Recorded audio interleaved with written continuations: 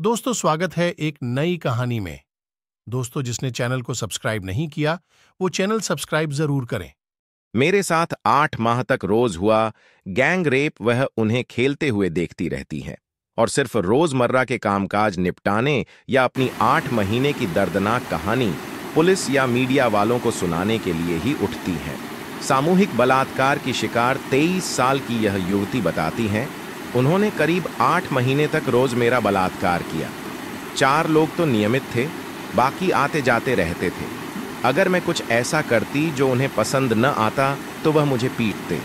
मुझे रोने में भी डर लगता था।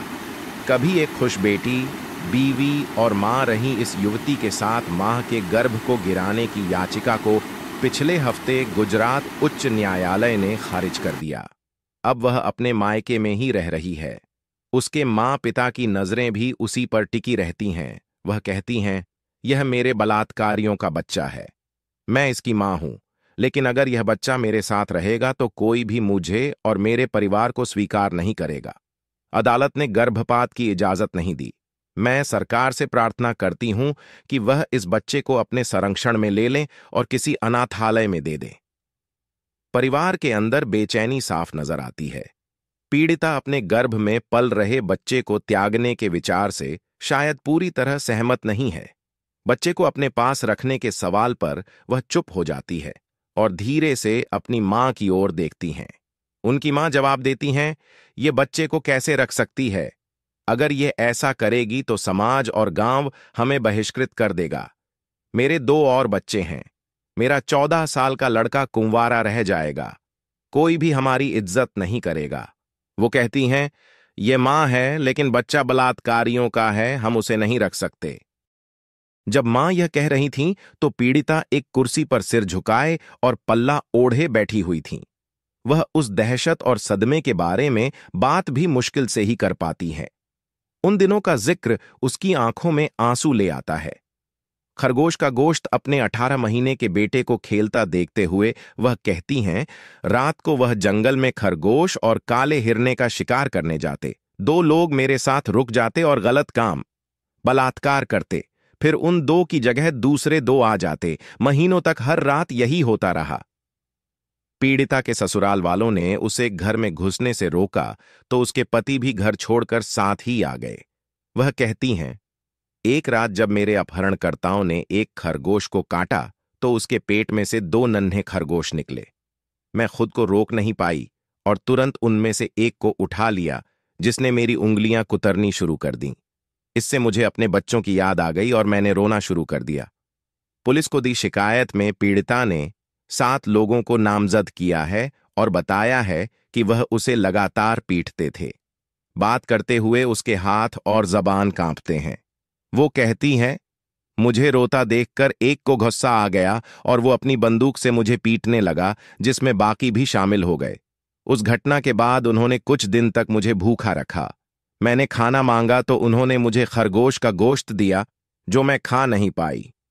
बलात्कार नहीं, लिव इन संबंध पीड़िता के पति ने पिछले साल जुलाई में सूरत में अपनी पत्नी के लापता होने की पुलिस रिपोर्ट दर्ज करवाई थी। पीड़िता के अपहरण से पहले शहर में उनकी जिंदगी आराम से गुजर रही थी। पीड़िता के परिवार को उन्हें ढूंढने के लिए पुलिस और नेताओं के चक्कर काटने पड़े, लेकिन कोई मदद नहीं मिली। अभियुक्त दाफर समुदाय से हैं, जो गुजरात की खानाबदोश जाति है। पीड़िता गुजरात के देवी पूजक समुदाय की हैं। 7 नामजद अभियुक्तों में से 5 को गिरफ्तार कर लिया गया है। इस मामले में गुजरात पुलिस की भूमिका पर भी गंभीर सवाल उठे। पीड़िता की मां कहती हैं, उसके गायब होने के कुछ दिन बाद मुझे उसके अपहरणकर्ताओं के बारे में पता चला। मैंने पुलिस को बताया तो उन्होंने कहा कि वह अपनी मर्जी से उनके साथ रह रही है और उसने यह लिख कर दिया है कि उसके लिव इन संबंध हैं। लेकिन कौन कैद रहने और बलात्कार किए जाने के लिए अपनी मर्जी से कागज पर दस्तखत करता है? पुलिस ने मेरी बात पर यकीन नहीं किया।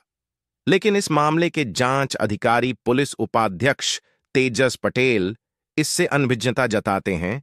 पीड़िता या उसके परिवार के साथ इस तरह के व्यवहार के बारे में मुझे नहीं पता।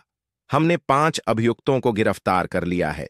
एक अभियुक्त गांव के सरपंच ने अपनी गिरफ्तारी के खिलाफ अदालत से स्टे ऑन ऑर्डर ले लिया है और एक फरार है। एफआईआर नहीं लिखी, लेकिन पीड़िता और उनके परिजन पुलिस पर गंभीर आरोप लगाते हैं। पीड़िता के पारिवारिक दोस्त सरदार सिंह मोरी कहते हैं, अपहर्ताओं के कब्जे से बच निकलने में कामयाब होने पर पीड़िता और उनकी मां घंटों तक जंगल में छुपे रहे। उसके बाद हिम्मत जुटाकर वह पुलिस के पास गए, लेकिन जैसी आशंका थी, स्थानीय पुलिसकर्मियों ने शिकायत लिखने से इनकार कर दिया और फिर हमने महिला पुलिस हेल्पलाइन को फोन किया, जिसके बाद न चाहते हुए भी हमारी शिकायत लिखी गई। पीड़िता को मेडिकल जांच के लिए एफआईआर के 48 घंटे बाद ले जाया गया। हालांकि मामले के कोर्ट में जाने और राष्ट्रीय अखबारों की सुर्खियां बनने के बाद गुजरात पुलिस के वरिष्ठ अधिकारियों ने मामले का निरीक्षण शुरू किया। इस मामले में पुलिस अधिकारियों की भूमिका को लेकर रोष का सामना कर रही गुजरात सरकार ने गुरुवार को पीड़िता को 20,000 रुपये की आर्थिक सहायता दी।